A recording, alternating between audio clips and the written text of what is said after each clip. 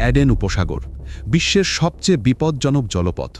এই পথ দিয়ে যখন 2 মিলিয়ন ব্যারেল ক্রুড অয়েল বহনকারী বিশাল ট্যাঙ্কার মস্কো ইউনিভার্সিটি এগোচ্ছিল, তখন কেউ জানত না আগামী কয়েক ঘন্টা বিশ্ব রাজনীতির জন্য কতটা উত্তাল হতে যাচ্ছে।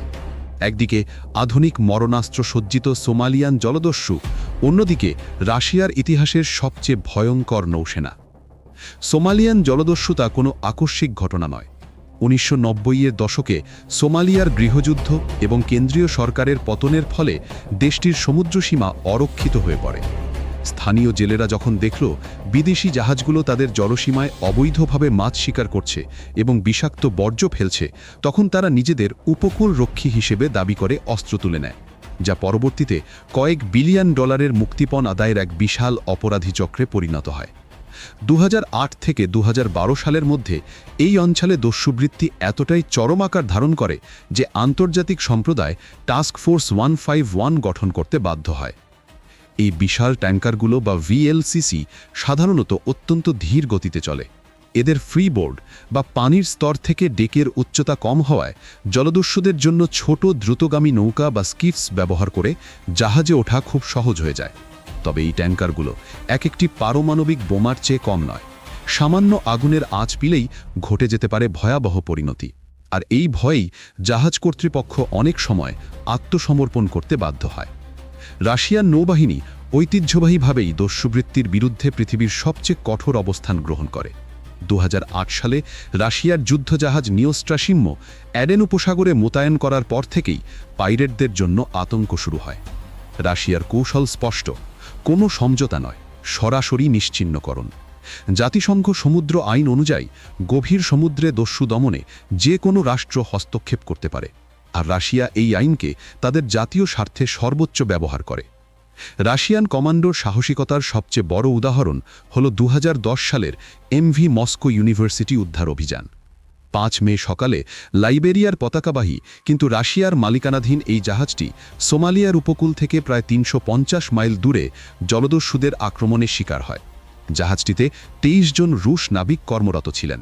জলদস্যুরা AK-47 রাইফেল এবং রকেট চালিত গ্রেনেড নিয়ে জাহাজটিকে ঘিরে ফেলে গুলিবর্ষণ শুরু করে। জাহাজের ক্যাপ্টেন ইউরি তুলচিনস্কি অত্যন্ত সাহসিকতার পরিচয় দেন। তিনি দ্রুত জাহাজের ইঞ্জিন বন্ধ করে দেন এবং সমস্ত ক্রু মেম্বারদের নিয়ে জাহাজের একটি নিরাপদ কক্ষ বা সিটাডেলে আশ্রয় নেন। দস্যুরা জাহাজে উঠে পড়লেও নাবিকদের জিম্মি করতে ব্যর্থ হয়। জাহাজটি থেকে বিপদ সংকেত পাওয়ার পর রাশিয়ান প্যাসিফিক ফ্লিটের ডেস্ট্রয়ার মার্শাল শাপোশনিকভ দ্রুত ঘটনাস্থলের দিকে রওনা দেয়। তৎকালীন রুশ প্রেসিডেন্ট দিমিত্রি মেদভেদেভ এবং সামরিক কমান্ড জলদস্যুদের দমনে বিশেষ কমান্ডো বাহিনীকে নির্দেশ দেন। মার্শাল শাপোশনিকভ যখন ট্যাঙ্কারটির কাছে পৌঁছায়, তখন দস্যুরা গুলিবর্ষণ শুরু করলে রুশ নৌবাহিনী পাল্টা আক্রমণ চালায়। পরের দিন ভোরে রুশ নৌবাহিনীর বিশেষ মেরিন ইনফ্যান্ট্রি ইউনিট এক দুঃসাধ্য অভিযান শুরু করে। হেলিকপ্টার থেকে দস্যুদের লক্ষ্য করে সতর্কতামূলক গুলিবর্ষণ করা হয় এবং কমান্ডোরা দড়ি বেয়ে জাহাজের ডেকে নেমে আসেন। পুরো অপারেশনটি স্থায়ী হয়েছিল মাত্র 22 মিনিট। রুশ কমান্ডোদের নিখুঁত নিশানায় একজন জলদস্যু নিহত হয় এবং বাকি 10 জনকে বন্দী করা হয়। সবচেয়ে আশ্চর্যের বিষয় হল, এই ভয়াবহ গোলাগুলির মধ্যেও জাহাজে থাকা 2 মিলিয়ন ব্যারেল তেলের কোনো ক্ষতি হয়নি এবং কোনো রুশ নাবিক আহত হননি। রাশিয়ার ইলেকট্রনিক জ্যামিং এবং কমান্ডোদের আধুনিক কৌশল প্রমাণ করে যে রাশিয়ার মেরিটাইম সিকিউরিটি কেন বিশ্বের অন্যতম সেরা। অপারেশন পরবর্তী সময়ে একটি বড় বিতর্ক তৈরি হয়। আন্তর্জাতিক আইনের সীমাবদ্ধতার কারণে রাশিয়া দস্যুদের বিচার নিয়ে আইনি জটিলতার সম্মুখীন হয়। শেষ পর্যন্ত রুশ প্রতিরক্ষা মন্ত্রণালয় জানায় যে দস্যুদের একটি ছোট নৌকা করে পর্যাপ্ত খাবার এবং পানি দিয়ে মাঝ সমুদ্রে ছেড়ে দেওয়া হয়েছে। তবে ন্যাভিগেশন সরঞ্জাম ছাড়া মাঝ সমুদ্রে তাদের বেঁচে থাকা ছিল প্রায় অসম্ভব। এই অপারেশন কেবল একটি ট্যাঙ্কার উদ্ধার নয়, এটি ছিল বৈশ্বিক জ্বালানি রাজনীতির স্থিতিশীলতা রক্ষা।